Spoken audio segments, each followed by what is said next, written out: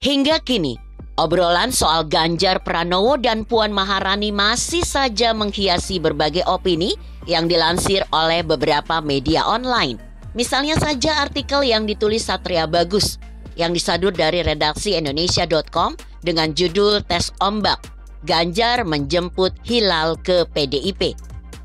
Berikut ulasannya. Kehadiran Ganjar Pranowo di acara PKKBM Mahasiswa Baru yang diselenggarakan UNAIR adalah langkah yang cukup berani. Dulu saat perseteruan awal, Ganjar dengan Bambang Pacul pernah disampaikan bahwa Ganjar harus berani melakukan manuver. Belum adanya titik terang tentang dapat dan tidaknya tiket capres dari PDIP, langkah Ganjar Pranowo ini wajib kita apresiasi. Kita justru berharap Ganjar semakin banyak melakukan kegiatan-kegiatan semacam ini di luar kegiatannya sebagai seorang gubernur Jawa Tengah. Dan tentu tidak boleh meninggalkan tugas pokok sebagai seorang gubernur dan kader partai, serta tetap menjaga hubungan baik kepada para elit di dalam mesin partai PDIP.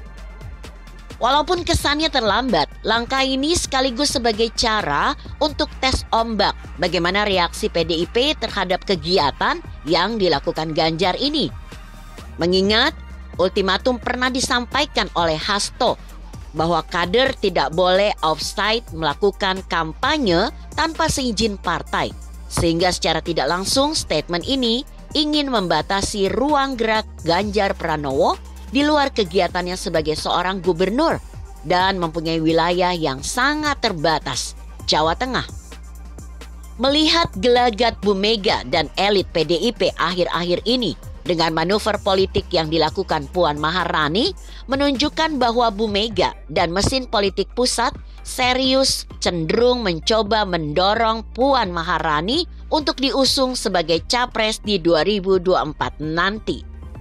Asumsi dan pendapat apapun sah-sah saja.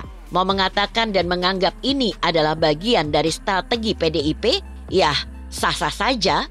Mau menilai dari kebesaran jiwa seorang Megawati tentang nasionalisme, sehingga yakin tidak akan memberikan restu ke putri tercintanya, Puan Maharani, tetapi lebih memilih Ganjar Pranowo demi suara rakyat juga sah-sah saja. Renungkan asumsi-asumsi itu dan berpikirlah secara mendalam bahwa Bu Mega adalah manusia biasa yang suatu saat bisa mempunyai sifat dan pemikiran yang sama seperti kita. Beliau juga manusia biasa sesuai fitrahnya ingin mengangkat harkat dan martabat keluarga dan terah keturunannya. 2 kali periode melepaskan kursi presiden dari terah Soekarno dan diberikan kepada seorang kader biasa yang jauh dari hubungan darah. Rasanya wajar jika Bu Mega kali ini benar-benar berharap kursi presiden dipegang kembali oleh terah dan darah birunya Soekarno. Ini adalah sebuah opini pribadi dan Anda bebas memberikan opini yang lain sesuai dengan pemikiran Anda. Satu hal yang harus kita tanamkan dalam hati sebagai seorang relawan Ganjar Pranowo, kita harus yakin bahwa Ganjar Pranowo akan mendapatkan tiket capres. Bisa dari perahu PDIP atau dari perahu yang lain. Lain halnya artikel yang ditulis Suntoro Amkarakas. Dalam ulasannya ia mengurai, kalau ditanya apa sih prestasi para calon presiden di era reformasi ini? Atau apa sih prestasi Fadlizon selama menjadi anggota DPR? Atau apa sih prestasi Puan Maharani selama menjadi menteri dan ketua DPR? Kita akan kesulitan menjawab pertanyaan tersebut di dalam kondisi situasinya damai. Maka jawabannya pasti normatif. Kalau seorang pejabat melaksanakan aktivitas rutinitas yang dibiayai dengan dana APBN atau APBD, itu hal yang normal dan biasa-biasa saja karena rutinitas sebagai pekerjaan yang harus dikerjakan. Semisal seorang Anies membikin JIS, itu artinya yang mendesain arsitek dan ahli konstruksi, dan yang membangun tukang bangunan. Sedangkan aktivitas seorang kepala daerah adalah pelaksana anggaran dan pekerjaan rutin yang dibiayai APBD. Untuk itulah beliau digaji dan dimanja fasilitas yang dibiayai oleh uang rakyat. Seandainya uang sebanyak itu untuk membangun gedung SD, kemungkinan lebih besar manfaatnya Kalau memang tulus untuk membangun, bukan untuk pujian.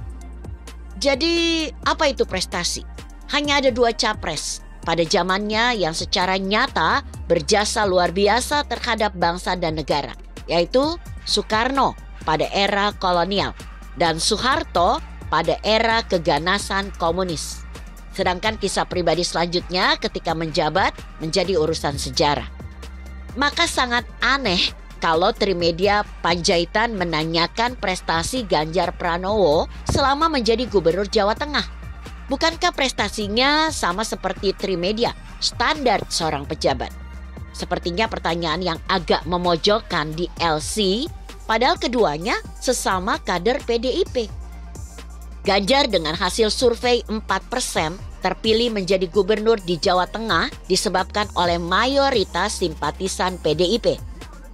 Karena faktor ideologis, tapi fenomena pendukung ideologis tersebut tidak cukup untuk modal dukungan ke tingkat kepemimpinan nasional. Karena perlu dukungan dari non-ideologis dan Ganjar memenuhi kriteria tersebut dibanding Puan. Kalau kita baca fenomenanya, kebanyakan kader pusat PDIP lebih condong mendukung Puan sebagai capres. Tentu saja karena hidup dan nasi mereka tergantung pada partai. Maka secara otomatis mendukung Putri Mahkota.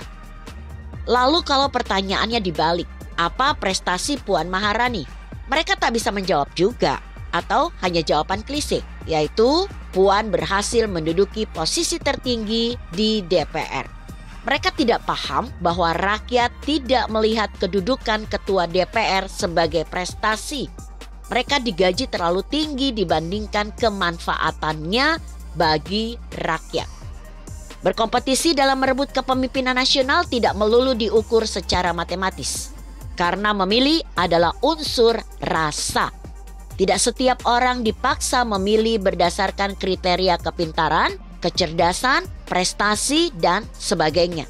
Orang memilih karena merasa nyaman sebagai bagian dari dirinya. Dan pemenangnya adalah segmen mayoritas.